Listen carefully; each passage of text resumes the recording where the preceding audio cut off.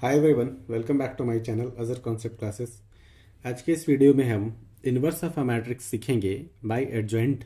Okay, पिछले lecture में हम माइनर कोफैक्टर और एडजॉइंट को डिस्कस कर चुके थे और शॉर्ट में हम इन्वर्स कैसे निकालेंगे वो भी एक क्वेश्चन के लास्ट में डिस्कस किए हैं। फिर भी हम एक बार फिर से डिस्कस करेंगे कि ए इन्वर्स निकालने के लिए हम क्या करते हैं कि एडजॉइंट ऑफ ए को डिटर्मिनेंट ऑफ ए से डिवाइड करते हैं। ठीक है, यानी कि a inverse is equals to, ऐसा भी लिख सकते हैं, 1 by determinant of A into adjoint of a. ठीक है, तो एडजॉइंट ऑफ ए क्या होता था वो हम आपको बताए थे कि अगर हम को फैक्टर का ट्रांसपोज करें तो वो एडजॉइंट ऑफ ए होता था। ठीक है, आइए एक क्वेश्चन के थ्रू समझेंगे।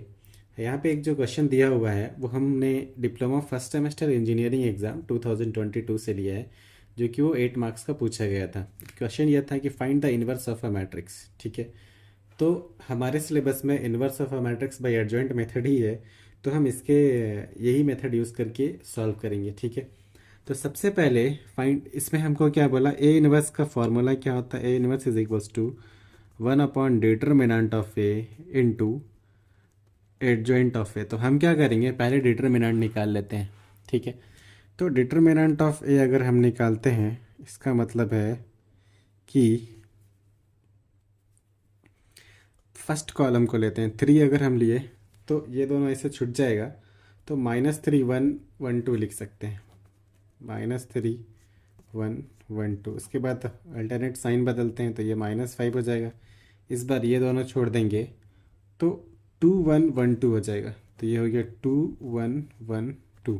ठीक है, इसके बाद अगर हम बात करें तो थर्ड एलिमेंट लेंगे 7 को, तो 7 ले लेने के बाद ये उसका रिस्पेक्टिव रो कॉलम को छोड़ देंगे, तो 2 - 3 1 1 हो जाएगा, तो ये हो गया 2 - 3 1 1। ठीक है, इसको सॉल्व करेंगे, 3 क्रॉस मल्टीप्लिकेशन, -3 × 2 -6, -1 × 1 1, -5, 2 × 2 4, -1 × 1 1, +7, 2 × 1 2, -3 × -1 -3, ये पहले से माइनस +3।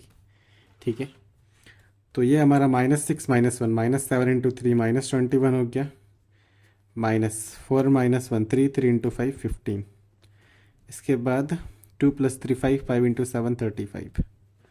अभी हम इसको सॉल्व करेंगे, तो 35 में से 15 माइनस किया तो 20, 20 में से 21 माइनस किया तो ये -1 बच रहा है। तो ये डिटर्मिनेंट जो है वो हमारा एक -1 है। सर, ये आंसर नहीं है, ये डिटर्मिनेंट है। अब हम को फैक्टर निकालेंगे एक एक करके। तो हमारा जो मैट्रिक्स था हमने उसको फिर से लिखा है। अभी क्या करना है हमको कि एक एक करके को फैक्टर निकालना है। तो C11 मतलब पहला को फैक्टर, तो -1 × 1 + 1। फॉर्मूला क्या होता है को फैक्टर का, Cij is equal to -1 ⁻ij और माइनर आई जे।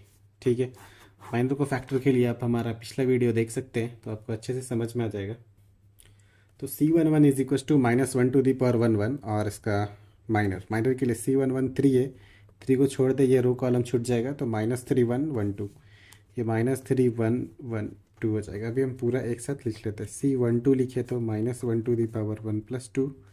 अभी ये एलिमेंट 5 है, इसके रिस्पेक्टिव रो कॉलम को छोड़ दे तो 2 1 1 2, 2 1 1 2।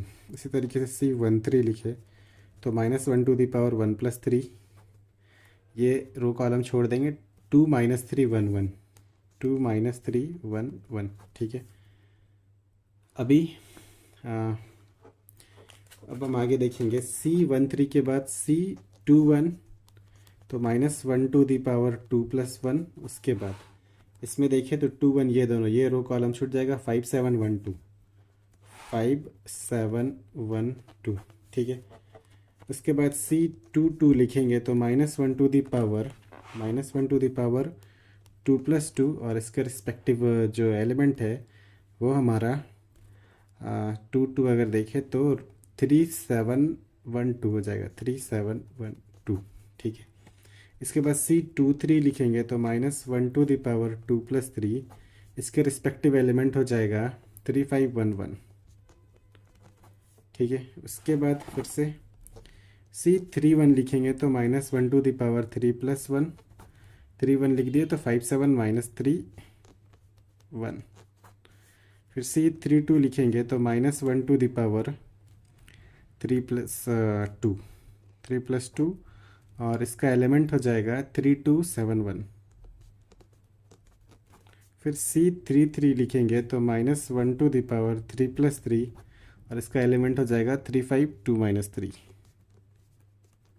अब एक एक करके सॉल्व करेंगे, ठीक है। तो C11 में ये पावर 1+1 -1 का पावर इवन 1 हो गया। अभी क्रॉस मल्टी -3 × 2 -6 -1 × 1 1, तो -6 1 -7, तो ये -7 हो गया, ठीक है। अभी ये -1 का पावर ऑड है, ठीक है। अगर ऑड है तो हम क्या बोलते हैं कि ये -1 हो जाएगा, इंटू 2 × 2 4 -1 × 1 1 4 -1 3 3 × -1 -3। अभी यहाँ 1 + 3 4, यानी कि इवन पावर इवन का मतलब पॉजिटिव। 2 × 1 2 -3 × -1 3 × 1 -3, ये +3 हो जाएगा। 3 + 2 5, ठीक है। तो कुछ इस तरीके से हमको वैल्यू मिला C11 C12 C13। अब हम C21 22 और 23 निकालते हैं।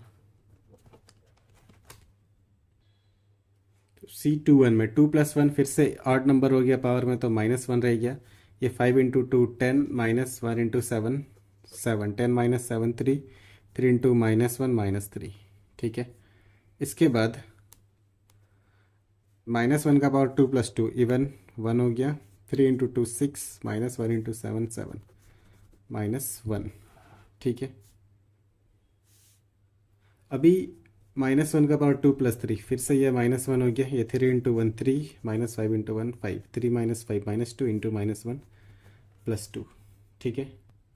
अभी नेक्स्ट C13 यानी -1 का पावर 3 + 1 4 इवन का मतलब पावर 1 पॉजिटिव में। 5 × 1 5 -3 × 7 -21, ये हो जाएगा +21 21 + 5 26, ठीक है। फिर यहाँ -1 का पावर 3 + 2 5 -1 3 × 1 3 -7 × 2 14 14 - 3 11 माइनस में माइनस प्लस।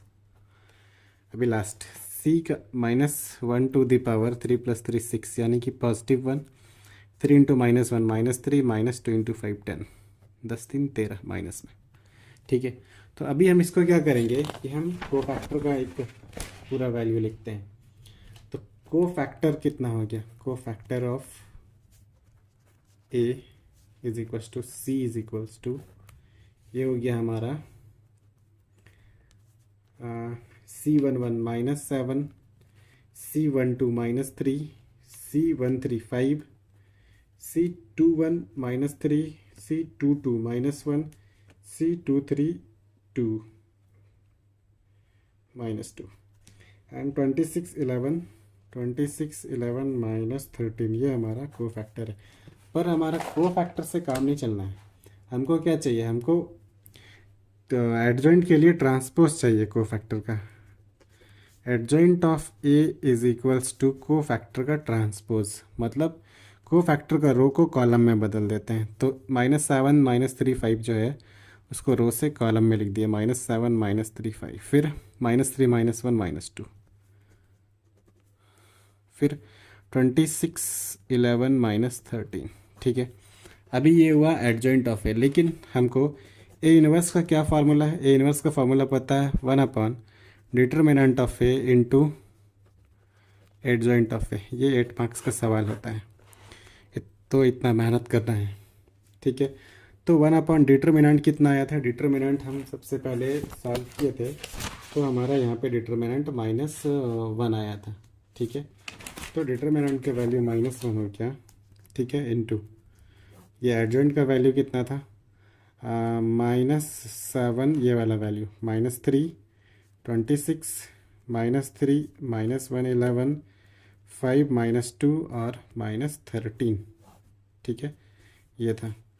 तो क्या है, माइनस है तो सबका साइन बदल दे, तो ए इनवर्स हमको मिल जाएगा। ए इनवर्स = -7 से +7 -3 से +3 26 माइनस में 3 हो गया, प्लस में 1 हो गया, प्लस में 11 हो गया, माइनस में फिर -5 2 13, ये हमारा फाइनल आंसर हो जाएगा, ठीक है। इतना हमको करना है तो हमको 8 मार्क्स मिलेगा। और 100% है कि ये सवाल आएगा ही एग्ज़ाम में।